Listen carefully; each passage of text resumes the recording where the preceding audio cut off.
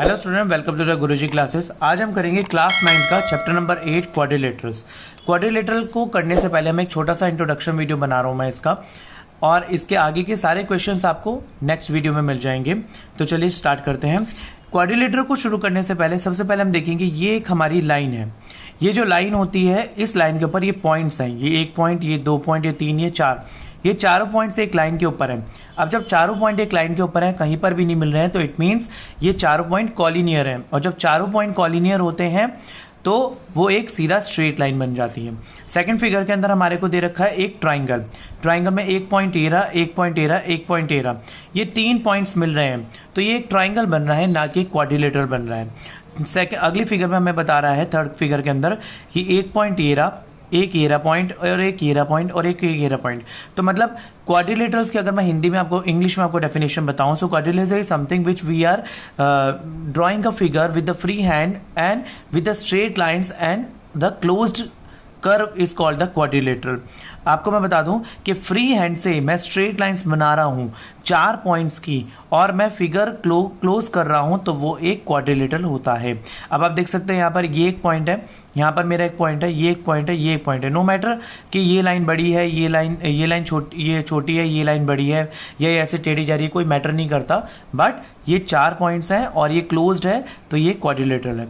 ऐसे यहाँ पर ये भी क्वाड्रिलेटरल है। आप देखिए 1 2 3 4 पॉइंट्स आ गए, और ये भी एक क्वाड्रिलेटरल है।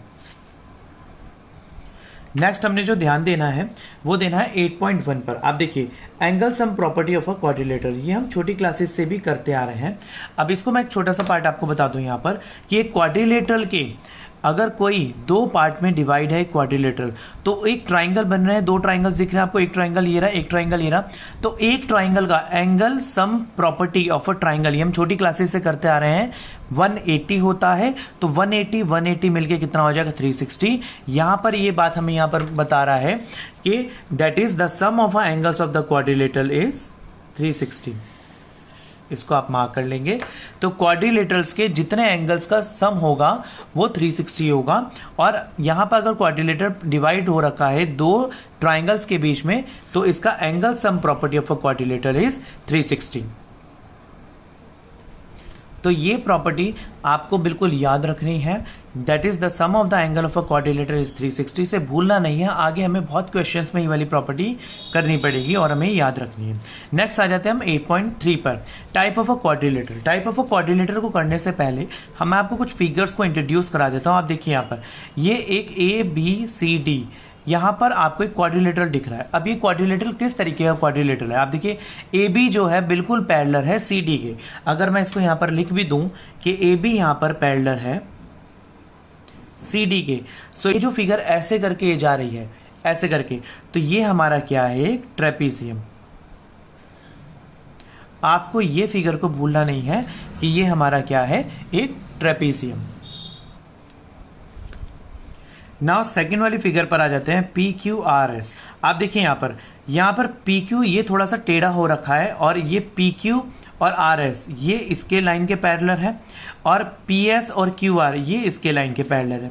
यहां पर जब pair of the line, two pairs of the lines are parallel, यानी कि PQSR पैरेलल है एक पेयर, और PSQR पैरेलल है एक पेयर, तो ये क्या है, मेरा एक पैरेललोग्राम है।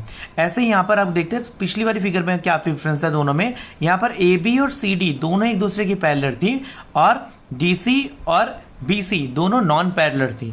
2 लाइनें जब नॉन पैरेलल हो जाती हैं, और एक पेयर नॉन पैरेलल होता है और एक पेयर पैरेलल होता है, और फिगर ऐसे जा रही होती है, तो वो मेरा ट्रेपीजियम होता है।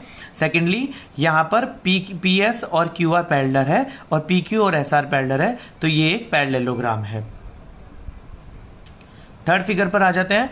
ये तो छोटी क्लासेस से ही बच्चों को बता दिया जाता है क्लासेस में। अब आप देखिए, मैं आपको फिर से बता देता हूं कि 2 साइड्स बराबर है, लंबी साइड्स हैं पैरेलल है, बराबर है। ये MS और NRN छोटी साइड्स हैं, ये बराबर है, और चारों एंगल स्ट्रेट हैं और 90 डिग्री के आ रहे हैं, तो ये बराबर है। तो ऐसी साइड्स को हम क्या बोलते हैं, यहां पर ऐसी फिगर्स को हम रेक्टेंगल बोलते हैं। अगली फिगर पे आ जाते हैं। अगली फिगर, फोर्थ वाली फिगर कहती है कि DE और GF आपस में पैरेलल है, और डी जी और ई एफ आपस में पैरेलल है। इसकी खासियत क्या है कि चारों की चारों लाइंस की ना लेंथ आपस में बराबर होती है। जब चारों लाइंस पैरेलल हो और इनकी लेंथ आपस में बराबर हो तो ऐसे फिगर को हम क्या बोलते हैं, रोम्बस।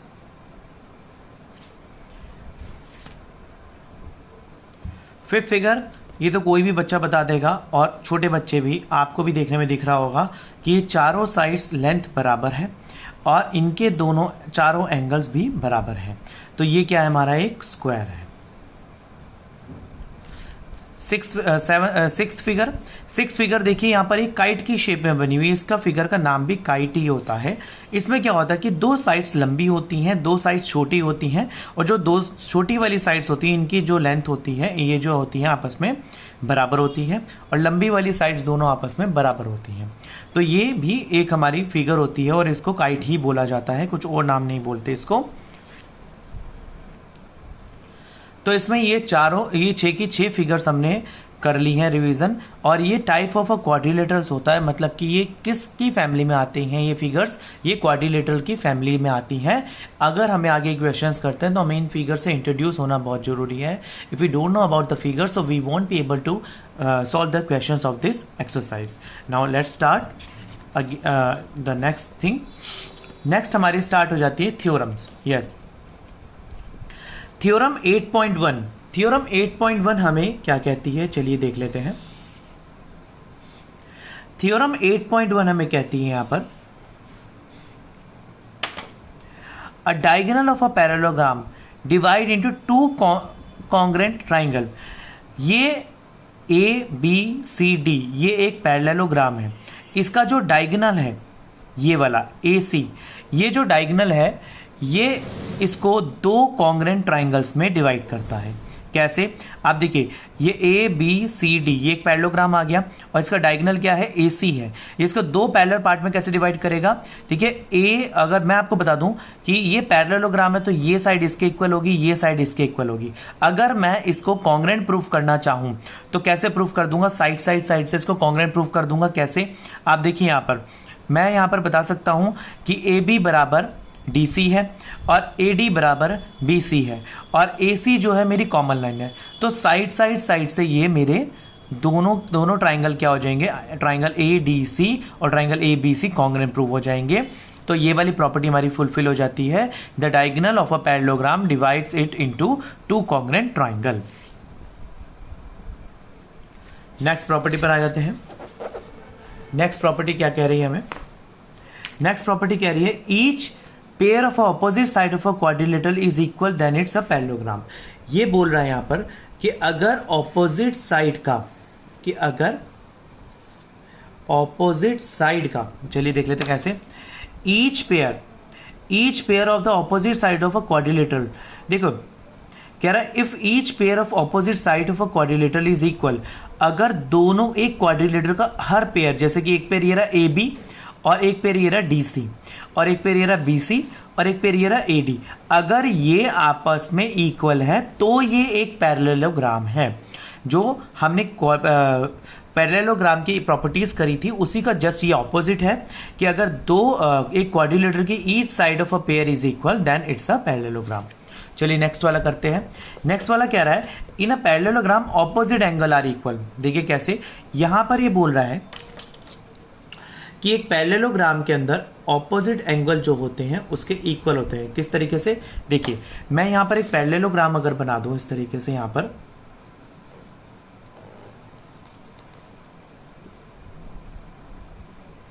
तो इस पैरेललोग्राम के अगर ये साइड इसके इक्वल है, ये साइड इसके इक्वल है, तो इसके जो ऑपोजिट एंगल है, एंगल डी बराबर एंगल बी होगा और एंगल सी बराबर एंगल ए होगा। तो ये पैरेललोग्राम के ऑपोजिट एंगल जो होंगे ये इक्वल होंगे। ये हमारी कहती है थ्योरम 8.4। चलिए आगे चलते हैं। थ्योरम 8.6 क्या कहती है हमारे को, थ्योरम 8.6 कहती है the diagonal of a parallelogram. What theorem 8.6 says? It says the diagonals of a parallelogram bisect each other. के पैरेललोग्राम के डायगोनल्स जो होते हैं, देखिए ए बी सी डी, ये इसके पैरेललोग्राम के जो डायगोनल्स हैं ए सी और BD, ये एक दूसरे को बाइसेक्ट कर रहे हैं, मतलब काट रहे हैं, मतलब हिंदी में प्रतिच्छेद करते हैं। एक पैरेललोग्राम के डायगोनल्स एक दूसरे को बाइसेक्ट करते हैं, कहां पर? एट ए, ओ पर कर रहे हैं। ये कहां पर कर रहे हैं? इसको ओ पर कर रहे हैं। तो diagonal of a parallelogram bisect each other. 8.7 theorem क्या कहती है, आगे पढ़ लेते हैं इसमें। Student, these theorems are very important for the exam point of view. जब आप अपने क्वेश्चन सॉल्व करेंगे तो आपको रीजंस में ये थ्योरम्स ही लिखनी पड़ेंगी। If the diagonal of a quadrilateral bisect each other than it's a parallelogram. Yes, देखिए ऊपर वाली फिगर का जस्ट उल्टा ये वाला बोल रहा है कि अगर एक क्वाड्रिलेटरल के डायगोनल्स एक दूसरे को बाइसेक्ट करते हैं तो ये एक पैरेललोग्राम है। बात वही चल रही है कि हमने ऊपर बोला कि ये पैरेललोग्राम है, नीचे बोला ये क्वाड्रिलेटरल है। अगर इसके बाइसेक्ट एक दूसरे को काट रहे हैं तो ये पैरेललोग्राम है। कैसे? आप देखिए, AC और BD ये क्वाड्रिलेटरल है। AC और BD एक दूसरे को काट रहे हैं और दोनों ये वाला पार्ट BO बराबर OD है और AO बराबर OC है। तो ये क्या है? मेरा दोनों डायगोनल्स जो हैं बराबर हैं, एक दूसरे को काट रहे हैं, तो ये क्या है? मेरा एक पैरेललोग्राम है। चलिए आगे करते हैं। यहाँ पर हमारे फिगर्स खत्म हो चुके हैं 8.7 के बाद। आगे एग्जाम्पल्स शुरू हो चुके हैं। Student, exam point of view से आपको इन एग्जाम्पल्स को करना बहुत जरूरी है। आप इन एग्जाम्पल्स को अगर सॉल्व करेंगे और 1 बाय 1 अपने आप से भी सॉल्व करके देखेंगे तो एग्जाम्स में ये वाले एग्जाम्पल्स बहुत ज़्यादा आ जाते हैं। NCERT से बहुत कुछ आता है। मैं आपको हमेशा से सजेस्ट करता हूँ आप सबसे पहले अपनी NCERT खत्म कर लें, एक कंप्लीट क्वेश्चन विद एग्जाम्पल। आप इसको ऐसे सॉल्यूशन कर लें, ऐसे मगअप कर लें कि आपको पूरी बुक में से NCERT का कोई भी क्वेश्चन दे दिया जाए तो आप उससे पीछे नहीं हटेंगे, आप उसको पूरा सॉल्व करेंगे स्टेप बाय स्टेप, जैसे कि मैंने अपनी वीडियोस में बताया हुआ है। और अगर जब आपके पास NCERT खत्म हो जाती है और आपके पास कोई मटेरियल नहीं बचता है प्रैक्टिस करने के लिए, तब आप अदर बुक्स का रेफरेंस ले सकते हैं। जैसे पिछला कोई 10 ईयर उठा के देख सकते हैं, या फिर अदर मार्केट में बहुत सारी बुक्स आती है, उनका रेफरेंस लेके आप प्रैक्टिस कर सकते हैं। या फिर स्कूल से जो गवर्नमेंट स्कूल के बच्चे होते हैं उनका सपोर्ट मटेरियल्स मिलते हैं, आप उन सपोर्ट मटेरियल से भी प्रैक्टिस कर सकते हैं। वो बहुत फायदेमंद होते हैं 9th क्लास के लिए, उनमें से एग्जाम बहुत ज़्यादा बनकर आता है। मैं ये सजेस्ट करता हूं कि जो प्राइवेट स्कूल के बच्चे होते हैं वो भी प्लीज़ उन सपोर्ट मटेरियल को रेफरेंस लें, ताकि आप 10th क्लास में आपका जो बेस रहेगा वो स्ट्रॉन्ग रहेगा। तो स्टूडेंट्स, ये थी इस 8.8 चैप्टर क्वाड्रिलेटर के इंट्रोडक्शन पार्ट। आगे हम करेंगे 8.1 के क्वेश्चंस को सॉल्व। तो मिलते हैं अगली वीडियो में, तब तक के लिए धन्यवाद।